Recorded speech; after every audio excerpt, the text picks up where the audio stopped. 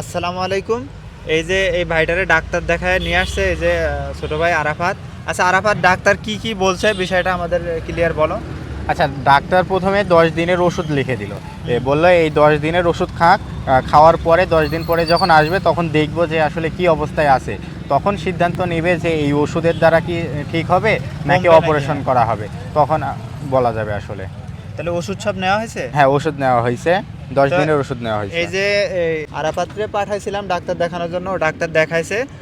Doctor 10 দিনের ওষুধ দিছে, সেই ওষুধ খাওয়ার পরে কি পর্যায়ে যায় ওটা বিস্তারিত ডাক্তার আবার দেখবে, দেখা পরে মানে জানাবে যে অপারেশন করা লাগবে কি ওষুধের দ্বারা এটা সমাধান হবে সেটাই।